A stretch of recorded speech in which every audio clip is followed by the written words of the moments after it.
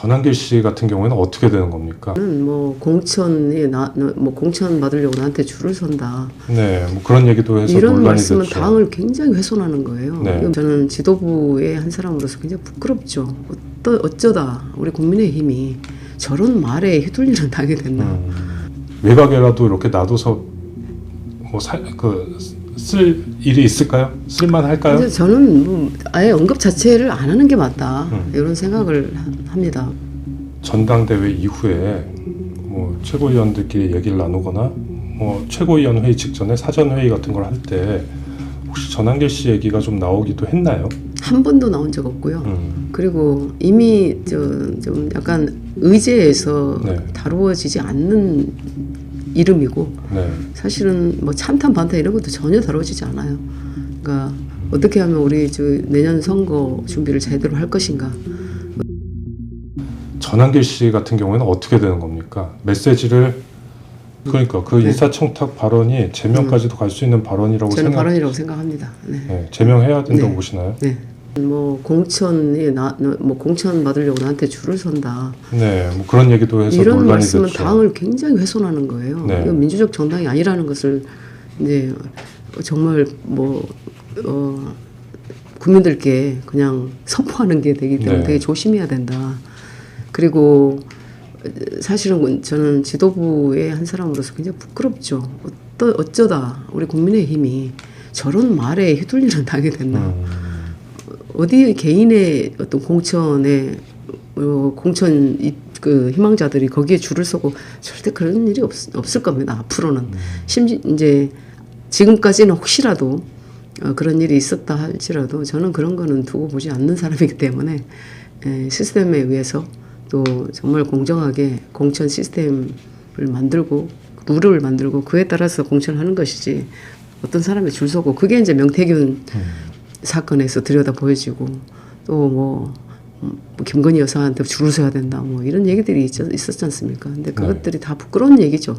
그것들과의 절연 완전히 익숙한 그런 나쁜 것들과의 완전한 결별만이 우리가 새롭게 태어날 수 있다.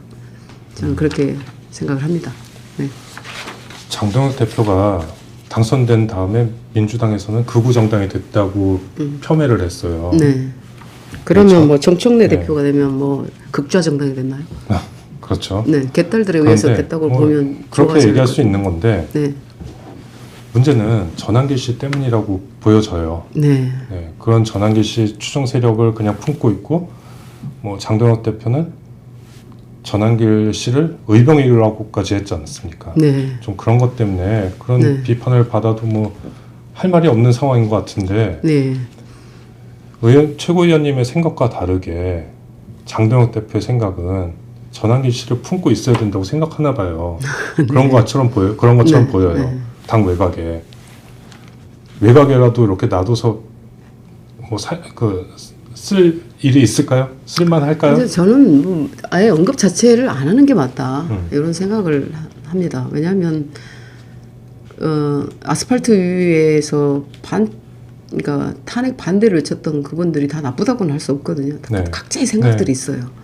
그 분들을 대변해서 이제 목소리를 크게 내고 어떤 빅 스피커가 됐단 말입니다.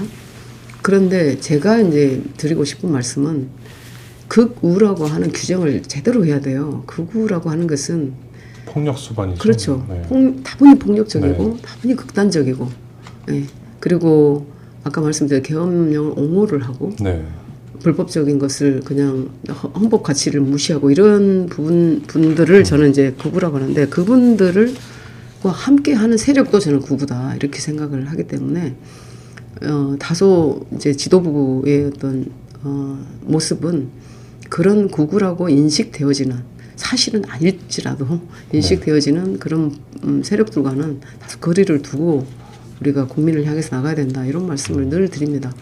그분들이 뭐 거리를 둔다고 해서 뭐 민주당으로 가거나 뭐 다른 일을 하거나 그러지는 않으실 거라고 봐요. 왜냐하면 다 같이 국가를 위한다고 스스로 그런 소신을 갖고 있기 때문에 그런 그 소신들을 하나로 정말 건설적으로 끌어내는 게 또 우리 지도부의 역할이거든요. 네. 그렇습니다. 전당대회 이후에 뭐 최고위원들끼리 얘기를 나누거나 뭐 최고위원 회의 직전에 사전 회의 같은 걸 할 때 혹시 전한길 씨 얘기가 좀 나오기도 했나요? 한 번도 나온 적 없고요. 그리고 이미 좀 약간 의제에서 네. 다루어지지 않는 이름이고 네. 사실은 뭐 찬탄 반탄 이런 것도 전혀 다루어지지 않아요.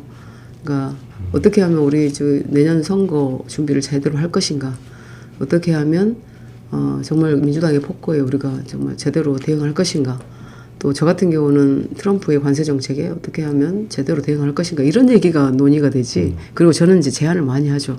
왜냐하면 국민의힘이라는 정당의 문제점을 누구보다도 많이 분석하고 파악하고 있는 사람이 저는 스스로 저라고 생각을 합니다. 왜냐하면 그걸 파악하고 이제 한국의 희망을 창당을 했기 때문에 네.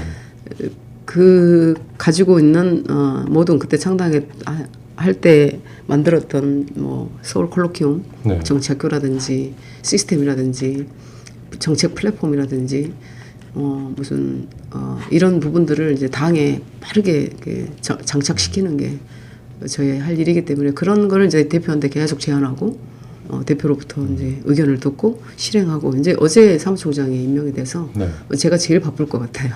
네. 네. 네.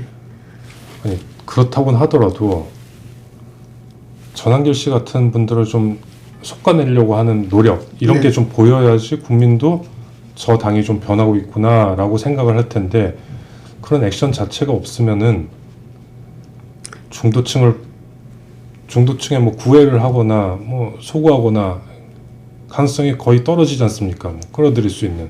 전당대회 때 언론인 자격으로 전당대회장에 들어와서 아무리 뭐 김근식 후보가 뭐 자신을 영상에서 비판했다 할지라도 거기서 뭐 연단에 올라와서 배신자라고 외치는 그런 모습들을 네. 보면서 국민들은 저 당 아직 멀었구나 이런 말씀들 참 많이 하셨어요. 네.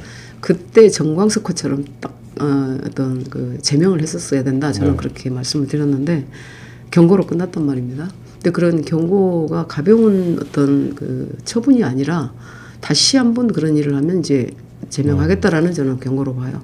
그래서 전한길 씨도 정말 어떻게 하는 것이 본인의 행동이나 말이 정말로 우리 당을 위한 길이고 정말 어떤 국민을 위한 길인지는 아마 스스로 판단할 수 있을 거라고 봅니다.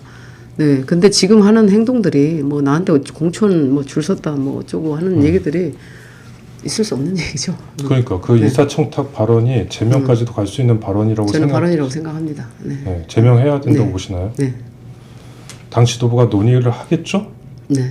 해야 한다고 생각하시죠? 네. 네. 혹시 다음 회의 때 안건으로 꺼내실 생각 있으십니까? 일단은 제가 맡은 어떤 스스로 맡은 경제, 산업, 기업, 과학, 기술 이런 분야의 일에서 전한길 씨를 제가 꺼내는 게 제가 적절하지 않을 수도 있어서 좀 지켜보겠습니다. 근데 이제 공천 과정이나 이럴 때 또 윤리위 네. 이제 구성하고 할 때 그때 제대로 얘기를 해야죠. 빨리 쳐내야 된다고 하시죠.